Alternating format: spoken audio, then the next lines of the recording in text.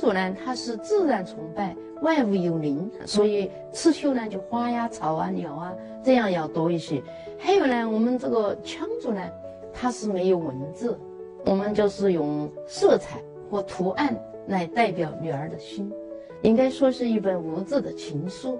我们羌绣呢是信奉万物，有一个比较典型的一个纹样叫做围城18，它就是绣的层数越多，它越能代表着对中间的一个就是一个八角星纹的一个保护。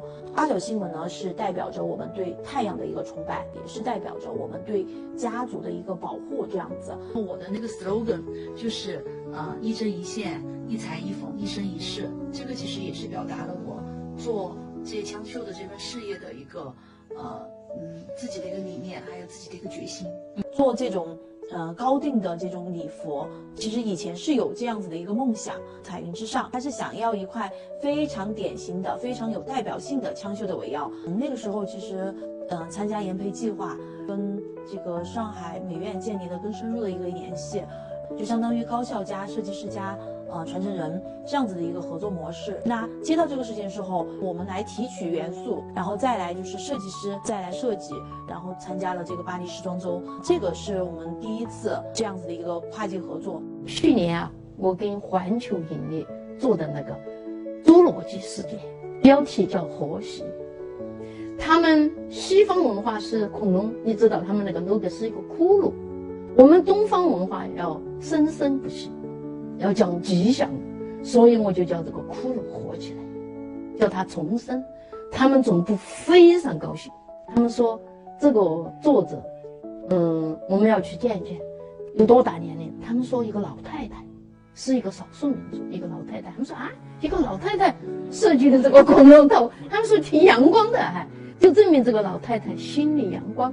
搞我们这个工作的人啊，我们心里一定要阳光。你有多美，你的作品就长得跟你一样，它就有多阳光。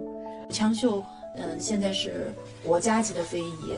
我现在已经努力，然后是成为省级的传承人了。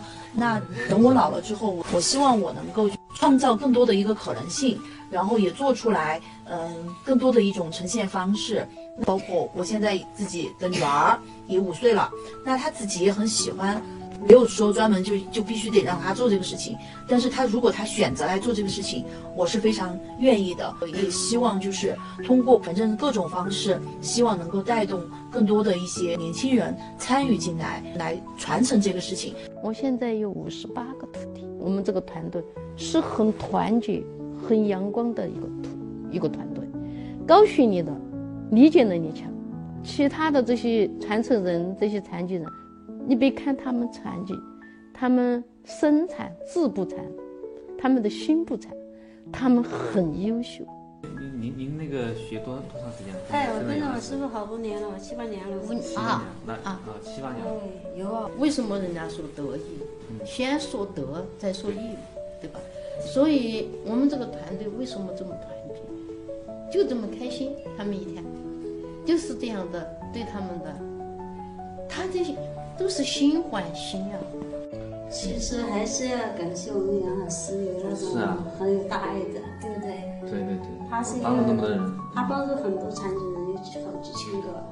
然后你看我们平时哪一个很困难的话，他都会主动帮助的。有的东西我不赔钱，我不挣他的钱，这样去帮他，用手艺去帮他。里面有一句话说怎么说的呢？受益人与，对吧？有道理，对吧？我没有钱给，我用手艺去帮他，这样是最好的。对，你给钱他花完就完了，他花完就完，他有个手艺多好呀！我发订单给他，对吧？所以，我们在这样做，我觉得挺有意思啊，很有意义，对吧？到底手艺人能挣多少钱，我们也不急不来，反正讲诚心，这样慢慢走，我想会好的。